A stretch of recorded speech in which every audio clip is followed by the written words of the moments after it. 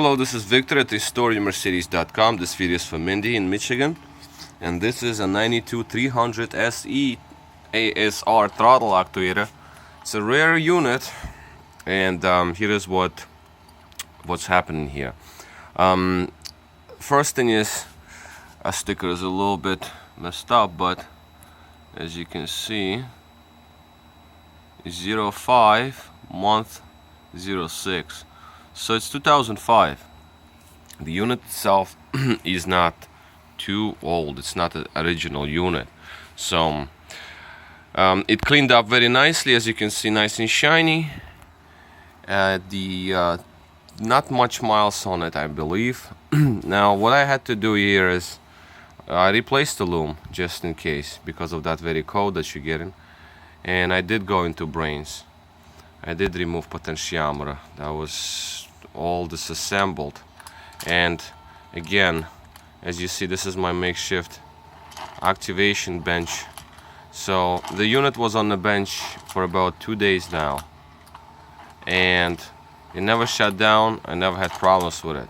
So I'm still to finish the plate. As you can see, there's a bolt missing there and bolts missing all around, but I wanted to heat it up before I put it together, because before I really have it ready for mailing, I will remove covers and double check internals just in case. Okay, now the readings that computer sees with this throttle body is in action. So when the throttle is on, we have 4.24, just like all the other throttles. 0.53. This reading can range, it depends on the throttle body as well, from 0.40 to about 0.62. That's the highest I've seen, and that's the lowest I've seen. 0.40, 0.42. So this one is 0.53, which is right somewhere in the middle, and I'm fine with that. That reading is the position of the actual throttle plate. Not the throttle plate, I'm sorry, the pedal position sensor. So throttle position sensor, throttle pedal position sensor, in other words. Sometimes you see these readings being at 60 something, as you can see. Now anyway, so first is the throttle position sensor, that's where the pedal is, and second reading, R2, this one, that's the position of the throttle plate. And then when the voltages go back to computer, it checks them out and makes sure that everything is in order. So activation, as you can see, also this little piece is laying there because I had to. It's a very weird unit where the throttle linkage is upside down, whereas all the other units, as you can see, throttle linkages are on top, and this one is upside down. So for that very reason, I have to sort of put a little rubber band here just to keep my linkage on it so it doesn't fall off. So therefore I removed this piece, but I am obviously, I will put it back just like that, so it will remain on the unit, just for the record. Okay, so as you can see, it is back, but I might have to remove it again. Anyway, so here we are at idle, and as you can see, the readings are such.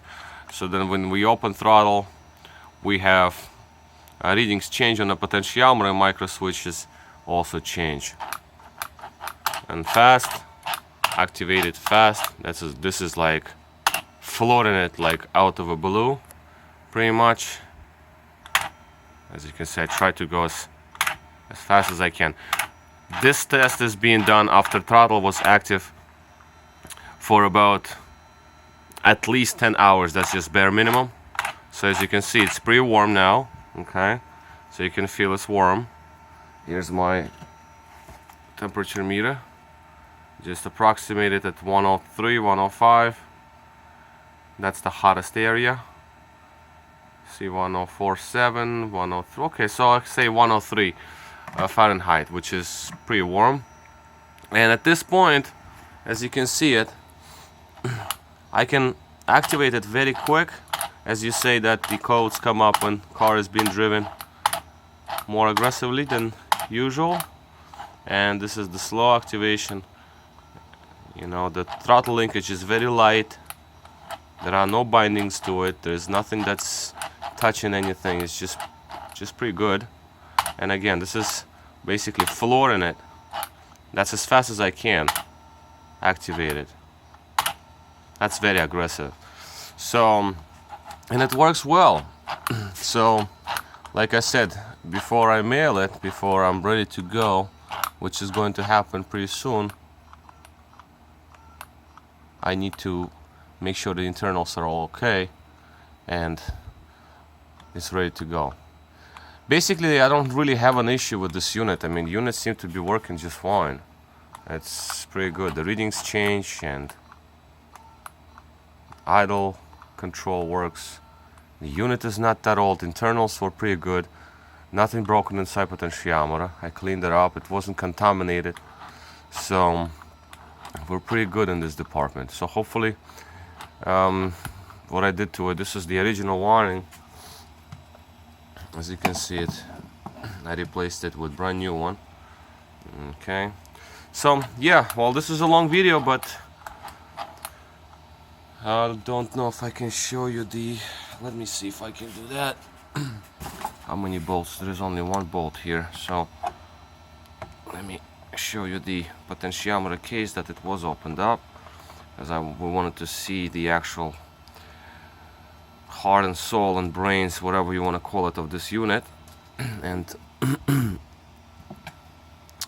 they look just fine, actually. Okay, there. So this is your potentiometer. That's the outer side of it. Obviously you cannot see inside there because you have to remove the cover. To remove the cover, it needs to be completely disassembled and these little brass rivets removed. So the brass rivets were removed. I removed them and I just put them back. As you can see, this is how it activates. So there's a speck of dust was there. That's the reason why I open it again, just to blow it with some compressed air, make sure that everything is working. But as you can see, this is the actual throttle pedal position, and underneath there's a second potentiometer for actual throttle plate position. And then these surfaces, these are micro switch contact surfaces. Okay, so those two. So obviously if something doesn't like, for example, we can try to duplicate some sort of an issue here. Let's try to do this. Let me get a piece of paper. I know it's a long video, but this is not usual issue with this throttle body, so for that reason let's just try to do, let's say, micro switch contacts. Okay, so you remember what these are, right? So I'm gonna put a piece of paper like right here and let it close against a piece of paper. Okay. As you can see, it picks it up. It sees, it picks up that one of the micro switches is not in the right positioning. So what we're gonna do is, once I remove the paper,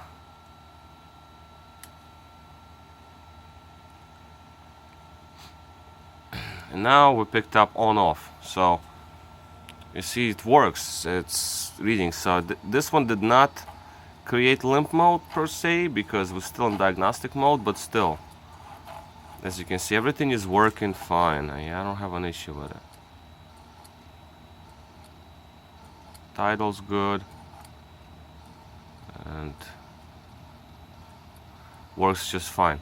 Okay, so this is going to be all. The unit is going to be put back together while I'm uploading this video, and final double check, and off it goes. Alright, so this is all. This is Victor at RestoringMercedes.com. Thank you for watching.